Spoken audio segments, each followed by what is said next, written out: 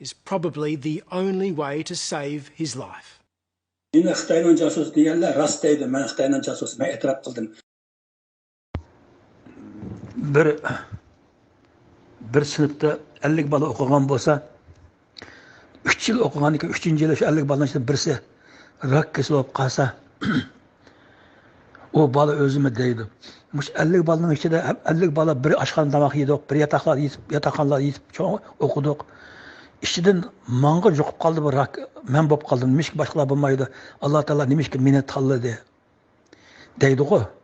Xudu şundak, dünyada 2023 yılı, 2024 yılı yeryüzüden zulümle yokup ketadigan bir millet için Allah Teala biz Uygur milletini tanlaptı. Allah Teala'nın ki elhamdülillah deyimiz şu, elhamdülillah deyimiz. Allah Teala'nın işte el hükmü lillah, hüküm Allah'ın. Allah Teala'nın buğandan ki elhamdülillah deyimiz. Nima deymiz endi? Yo'qolib ketishga rozi bo'lamiz. Rozi bo'lmasak kafir bo'lamiz shu. Hay Hacım efendim. Manda Xitoyning propagandasini qilmanglar.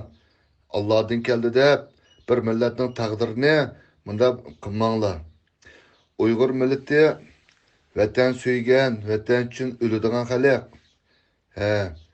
Mamda mashtunga Xitoyningki propagandasini qilib Allah'tan keldiğin gapni qilmanglar hacım. Ma Uyghur xalqi multutaq emas.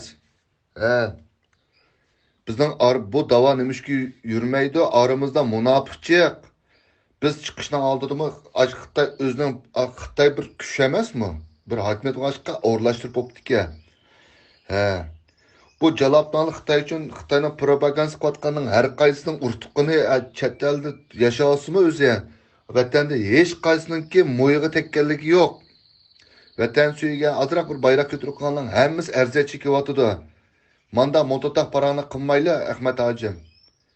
Sizlar bu xalqlardagi voy yomon yaxshi gap qildik-a deb, voy esilgan, piravunkan, obokan deydi ekan. O chaqliqkansizlar, manda mototoq parani qilmaymiz. Allah'ın veyikesi illaki Uygur kilamda, illaki Uygur kilamda ananın sike jalaplananları. Allah'ın başka bendisi yok mu? Peygamber sallallahu aleyhi ve sellem başka ümmeti yok mu bu dünyada ananın sike? Biz demiş ki bu harkın kaldı. Ma millet vatan degen tonumay sitovatımız ananın sike jalaplananları. Sitovat kaşka, bu vatka işmağı. Hak jalap bosmu, kök bosmu, içi kız bosmu, vatan için tiktir başlıyorlar vatıda ananın sike jalaplananları. Sakakçı, sitovatsa ananın sike.